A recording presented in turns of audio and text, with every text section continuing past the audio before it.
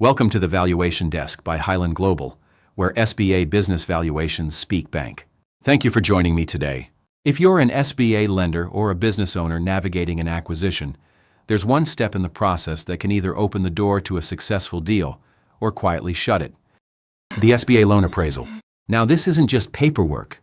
The appraisal is a critical moment where reality meets expectation, where the story a business tells through its financials is tested by an independent third-party valuation. And if you're not prepared, it can derail financing, stall a sale, or kill the deal altogether. In this session, I'll walk you through 7 essential steps that can dramatically improve your appraisal outcome, whether you're approving the loan or trying to close the deal. First, understand the appraisal requirements. Let's start with the basics. Under SBA SOP 50-10-8, an independent business valuation is required when the loan is financing a business acquisition exceeding $250,000, or if there's a close relationship between buyer and seller. The valuation must be performed by a qualified source and must support fair market value, not strategic value or aspirational numbers. Fair market value means what a willing buyer and willing seller would agree to under no compulsion, not what someone might pay because they see untapped potential. Second, gather the right documentation. This step is where many deals go sideways, not because the business isn't valuable, but because the appraiser is flying blind. To avoid that, be prepared to provide 3 years of business tax returns, and personal returns too, if it's a sole proprietorship. Year-to-date financials and interim profit and loss statements. A detailed asset list with estimated market values and the current depreciation schedule. Organizational documents, articles of incorporation, operating agreements, etc. Reports showing customer or vendor concentration. Lease agreements and debt schedules. And most importantly, add-backs to adjust financials to reflect normalized earnings. Third, clarify owner involvement. This is often overlooked, but it's a major factor in valuation. Appraisers need to know how involved the current owner is. Are they the rainmaker? The technician? The glue holding everything together?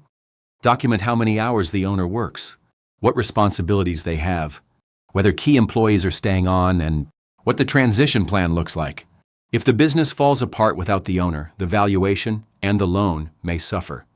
Fourth, normalize the financial statements.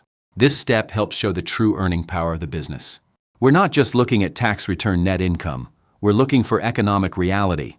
That means adjusting for excessive owner salaries or benefits, one-time or unusual expenses, non-operating income or assets. These adjustments must be reasonable, well-documented, and transparent. Don't be surprised if the business appraiser asks for your CPA to verify the amounts as expensed on the tax returns. Fifth, anticipate the big 3 questions: rent, compensation, and CapEx. These are the 3 areas that most often require normalization. Is the rent the business pays at or above market value?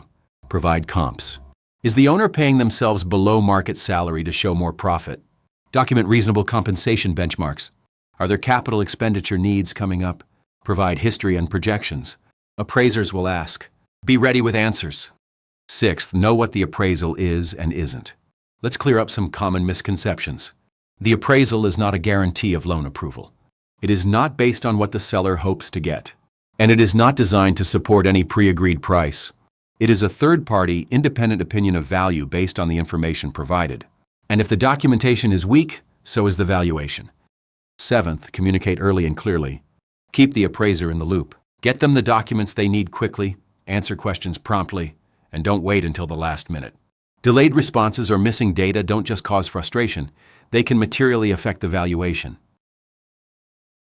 Let me leave you with this.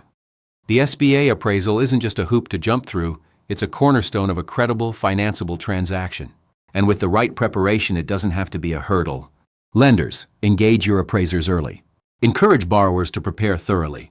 Business owners, think like a buyer. Be transparent, be organized, and be ready to tell your story through your numbers. Proper preparation ensures a smooth process, aligns expectations between lender and borrower, and mitigates the risk of loan denial. Thanks for joining us for this episode of the Valuation Desk. When you need clarity, confidence, and credibility, experience makes all the difference. At Highland Global, every appraisal is backed by decades of expertise and thousands of completed reports. We don't just crunch numbers, we provide insight, context, and defensible conclusions that lenders can count on.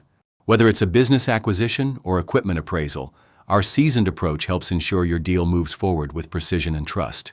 For more information on valuation-related topics, be sure to visit our website highlandglobal.com. Lenders know experience matters most.